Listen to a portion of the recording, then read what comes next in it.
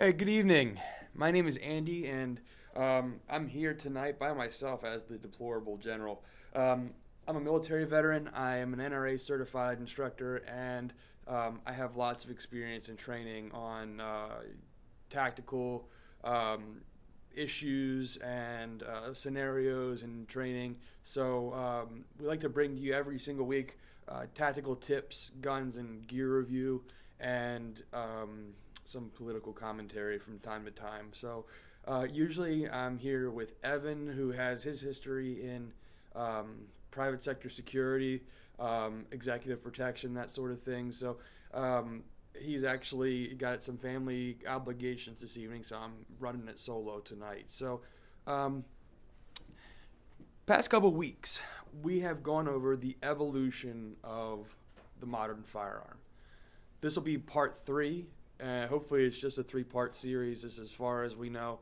We only have planned for a three-part. We actually thought we could cover it in one part, and there's no way. The evolution of the firearm is so broad and spans such a long period of time that we weren't able to do it in one. We weren't able to do it in two. So hopefully, this third segment is enough to give you a good summary of the evolution of the firearm. So. The first episode, the first part of this series, Evan and I talked about from the late 1300s, where they had hand cannons, they had match light weapons, they had sticks that, fire lances, what they called them, a stick with a cannon on the end of it, where they would launch flames, mostly flames, and eventually they put glass and metal and stuff in it. So that was in the late 1300s, and then they actually went into the 1800s is where we kind of went up through the first episode. Second episode we went to the 1800s. We talked about the advancements of firearms in the 1800s because that was kind of the next big leap in the evolution of the firearm. We started seeing more advancements in the actual mechanics themselves, and it was more forward thinking. So, in a documentary I had watched not too long ago, they talked about the war fighting tactics prior to, we'll say, early 1900s. So, all the way up to the Civil War, they used these same tactics. So, it was Roman war tactics and actually Greek war tactics where when they were facing a foe, they would have a barrage of arrows that they would just launch at the enemy. And, the idea was to block out the sun, to launch as many arrows that as you can towards a group of enemies, and eventually you would hit enough people to make a big enough dent. So as the firearm was implemented into the battlefield, these military forces, they adopted the same strategies and techniques, and we see that. And I mean, I've always been one to look at these movies and these documentaries and say, why in the world did these guys line up and walk at each other and shoot? Well, it's because they followed those ancient tactics. So it's not kind of silly, really. Well, as the firearm advanced, so did our battleground tactics. We started to have people who decided that they could actually use the modern firearm to fight smarter, not just lob as many bullets as they can towards the enemy. So, kind of interesting perspective. So, week number 3, part 3, we are into the 1900s, and we're really getting into the modern firearm. So last week we got all the way up until 1930s or so, and that's kind of where we're going to pick up tonight. So as we mentioned last week, by the mid-1930s, the modern firearm really started to take shape. Browning modified his 1911 design and created the Browning High Power, the first double-stacked semi-auto pistol. That took an 8-round handgun and made it a 12 or 14 or 15 round eventually. So Um, but the thing is, though, is most modern handguns can be traced back to Browning's designs. So I have some pictures here,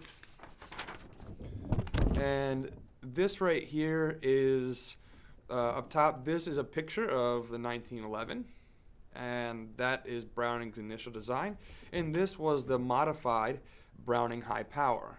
So as you can see, very similar in design and function, and the difference is magazine capacity.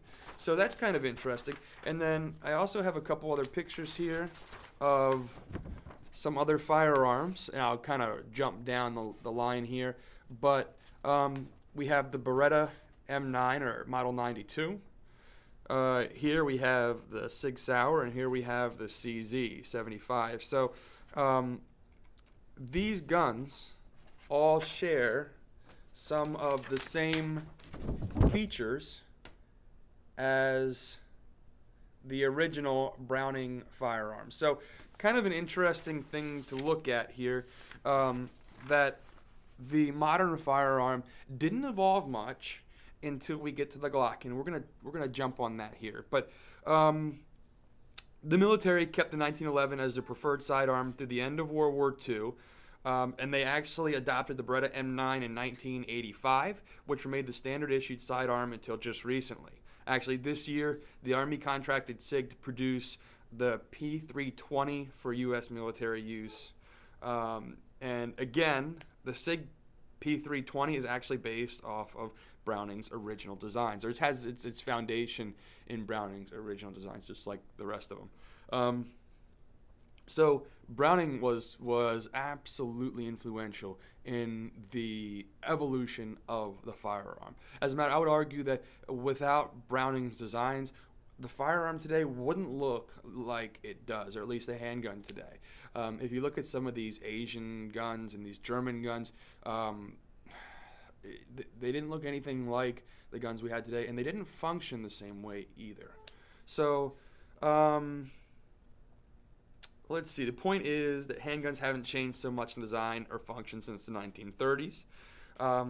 But the first striker-fired handgun, okay, this striker-fired handgun is when a firing pin is locked back, and then when you pull the trigger, it's released to hit the bullet, which causes it to fire. The first striker-fired handgun was not the Glock. So that's going to surprise a lot of people. Actually, in 1970, HK produced a striker-fired polymer handgun, and commercially it just didn't see a whole lot of success in 1970. So, and even when the Glock came out, there was a lot of speculation as to how well this thing's going to hold up. I mean, it's made of plastic, right? So it can't hold up great. Well, let's see. So, let's see. And actually, 1983, Glock produced their Glock 17 for the Austrian Army, and in 1987 is when actually the Glock gained widespread popularity. Now the Glock is used in 60% of law enforcement agencies in the U.S. and is by far one of the most popular handgun brands in existence. So unarguably there, whether you love them or you hate them, doesn't matter. They're still one of the most popular handguns ever made. Why are they so popular? Well, Glock's polymer frame, it made it lighter. That was a huge advancement, was the fact that you could carry a gun comfortably. It didn't weigh your pants down. It didn't throw your gait off because you had this big bulky thing on you. And then there was also the fact that it had higher capacity magazines. So the Glock 17 actually had a 17 round mag, whereas modern handguns at the time had a maximum of 15 rounds. So extra 2 rounds isn't that big a deal, but it is. That's in a gunfight. 2 rounds is the difference between life and death sometimes. So that was a big thing. And then one of Glock's operational standards in designing this firearm was that it was modular. This is the age and the era where we started to see being modular in firearms as an important value for creating a firearm. So what do I mean by modular? Basically what that means is you're able to take parts from one Glock and put it into another Glock. You're able to take aftermarket parts and put it on or into a Glock. Prior to that, the only parts you could put into a weapon was the parts that were made for that weapon. So big change in firearm history in that era. Let's see. One of the big things that made Glock popular was the fact that when introduced in the U.S. market for law enforcement, Glock actually contracted with American law enforcement agencies for $299 a piece. Law enforcement agencies couldn't get these things quick enough. Again, there was a lot of negative speculation on whether or not these things were going to hold up to the test of time. They were plastic. They were very simply designed, only a handful of parts in these things. And a lot of people thought that they were going to just end up being a fad and they were going to fail under pressure. But as many of you have seen out there, these Glocks really do hold up to a lot of adverse conditions. There's all kinds of torture tests out there. If you don't believe me, just YouTube Glock torture tests. And these things have really been put through the ringer. They've had thousands of rounds put through them, and they just really hold up well. So they're good, dependable, reliable, simple, lightweight, high-capacity handguns. So we're actually going to spend the whole episode talking about the history of Glock, talking about the advancements of the Glock, the different types of Glocks, why people like them, why people hate them, all that kind of stuff. We're going to go into that in a full episode sometime soon. So we're going to kind of move on from the Glock. As Evan and I mentioned last week, the modern bolt-action rifle is based on the same designs and technology as the bolt guns created in the late 1800s.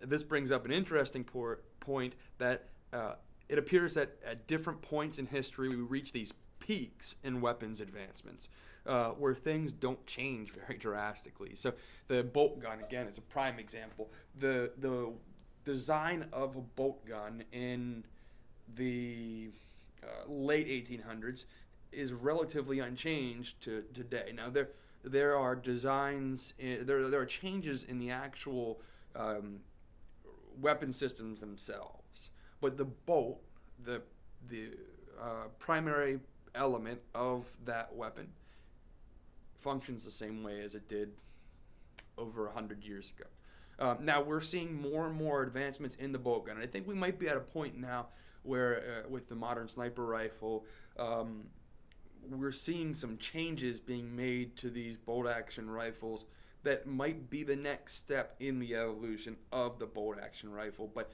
But I'm curious how much farther it can actually go. I mean, you know, the fact that you rack a bolt, it pulls a round up, you close the bolt, it engages the striker, you pull the trigger. I mean, it's how they work. Again, I'm curious to see how that can be advanced moving forward. And I think in concept and in theory, it's going to stay the same as long as we have bolt-action guns.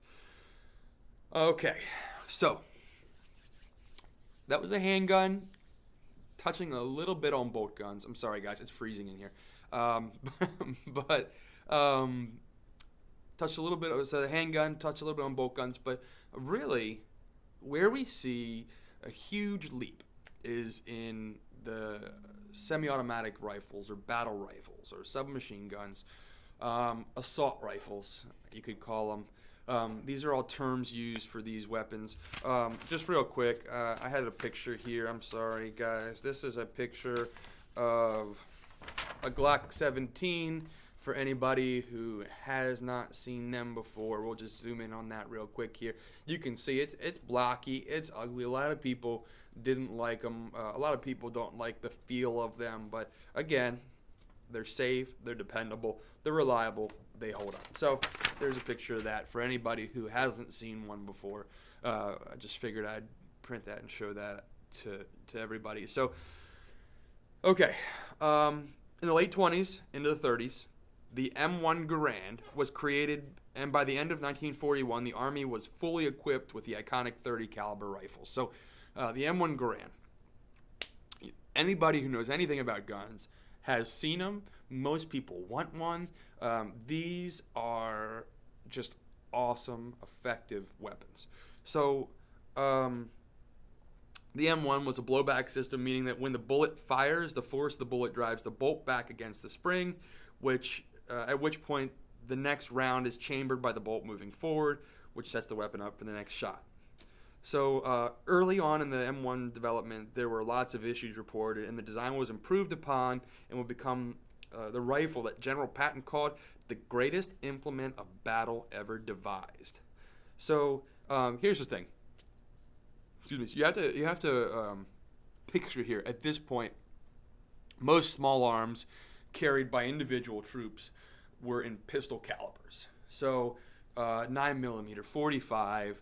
The Thompson submachine gun was in 45. That was the most common gun carried by U.S. GIs in World War II, at least for the beginning part of it. Well, the 45 caliber round is a pistol round. Most pistol rounds were designed for close quarters combat. They weren't very effective against armor. So as you can imagine, when we were fighting a ground war against other troops that we were going head to head with, we needed something that was more effective, more efficient, and the M1 Garand is what gave us that. So this weapon, man, it was a man-stopper. It was chambered in 30-06. The thing that was a downside about it is it didn't hold very many rounds. It had a fixed box magazine, and let's see. I'm sorry, guys. So the problem was that with the M1 is that basically the round and the weight. Okay, so it didn't hold a lot of rounds, and it was a very heavy gun. It was better to have a heavy gun that shot bigger bullets, that shot farther and harder, but it was hard. Again, we're in a ground war where these soldiers are trekking miles and miles on foot a lot of times. So they eventually came up with the M1 carbine, which then also led into the M2 carbine. So again, we have some more pictures here. We have the Thompson submachine gun is on top. The M1 Garand is in the middle, and the M1 carbine is at the bottom. Now the M1 carbine, if you look, it shoots a smaller round. It shoots a 30 caliber round, as 30 caliber as well, but it's a smaller 30 caliber round. And with the smaller round, it does suffer in range and knockdown.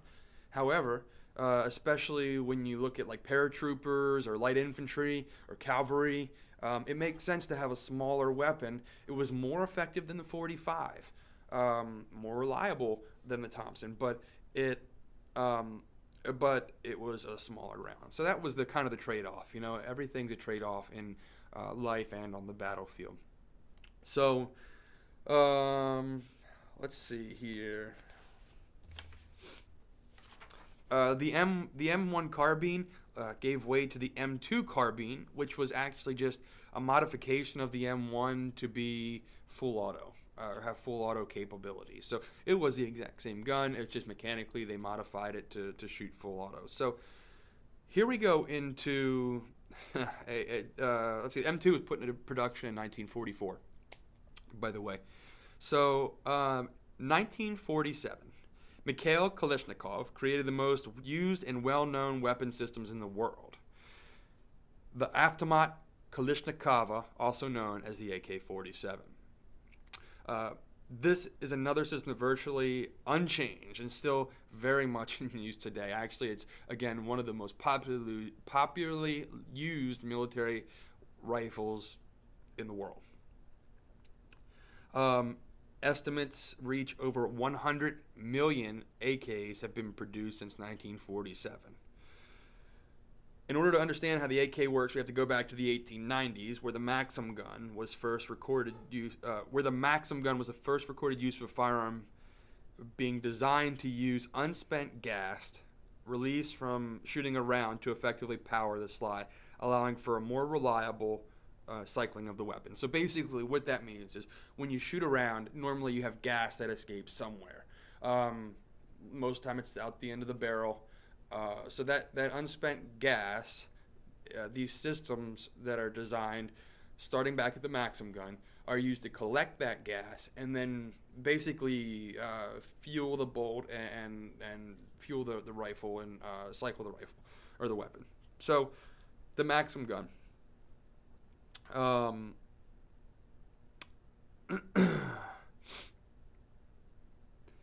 So there are several firearms with these gas systems. One of them being the German Sturmgewehr, or which is the otherwise known as the STG-44. Obviously, the STG-44 was designed in 1944, towards the end of World War II, and was actually the predecessor of the AK. So this is a weapon where Kalashnikov got the foundation for the AK. Here, I have two pictures here. The top picture is the Maxim gun. It's actually a very familiar looking gun to a lot of people, this right here. This is one of the first machine guns. It actually is the reason why the Gatling gun never really saw a whole lot of popularity, because the technology and the effectiveness of this weapon far exceeded the Gatling gun. They came out right around the same period. They were designed right around the same period.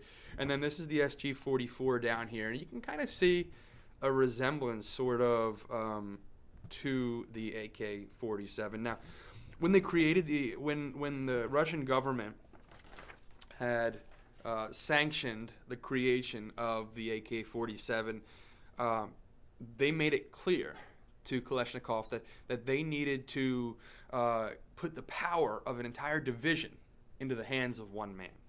They wanted to be able to give that kind of power to one person and one weapon. So 30-round mags, quick loading, it was simple, it functioned well.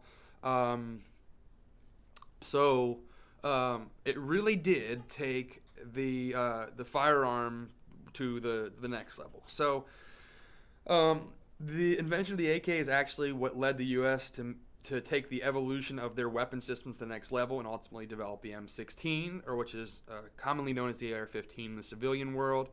In the next couple of weeks, we'll be doing a series on the history of the origins of specific firearms types and firearms, and we'll devote a whole half hour to the AK-47.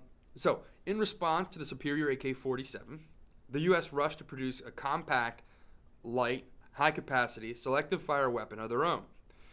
In World War II, Eugene Stoner enlisted in the Marine Corps as an aviation ordnanceman and served in the South Pacific and northern China. There, he became accustomed to heavy .30 caliber rounds that were used at the time. In 1954, Stoner became the chief engineer at Armalite, whose claim to fame at this point was actually the AR-5 U.S. Air Force survival rifle. It was a small rifle that folded into itself. But that was their claim to fame. So Stoner created the AR-10, which was chambered in .308 or 7.62 of the modern M16, and it was produced too late. And basically, the government didn't want to go for the AR-10. They wanted to stick with the M14 for combat applications. But Stoner was then contracted by the Army to design a scaled-down version of the AR-10, and the result was the M16 chambered in .223. The contract was picked up by Colt in 1963, 11 years after the AK was introduced. So long span, the U.S. finally caught up. So in their haste to create this weapon, though, it had all kinds of issues and problems. So they had fluted rounds, which basically caused all kinds of gunk to get caught up inside of the chamber of the M16.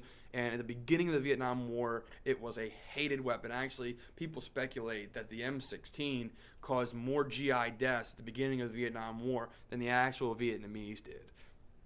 I don't know, but that was towards the end of the war. They corrected those issues, and they actually really kind of perfected the M16, which by Desert Storm had evolved into the M4, which again is the basis for the modern AR-15 rifle that most people in the civilian world are accustomed to. So the AK was simple and effective, while the M16 was complex, and it was a precision instrument. Its complexity made a poor weapon system for U.S. GIs in Vietnam. But again, towards Desert Storm, the M16 had evolved into the M4, which is highly accurate and effective. It's capable of taking a whole lot more abuse and withstanding more adverse conditions than the original M16s were.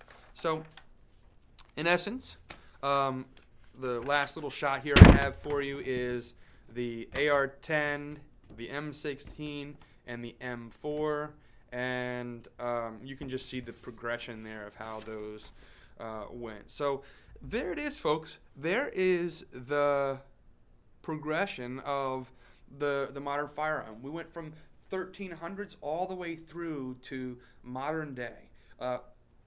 Nobody has any really clues on where we're going to go from here. Biometric locks, video software and technology is already in use. So, it's anybody's guess what the next big advancement in firearms is going to be. But it's safe to say we've come a long way since the 1300s. So I hope you enjoyed our 3-part series on the evolution of firearms. Hope you learned something. We're going to wish you a happy new year. This is Andy with the Deplorable General. Over and out.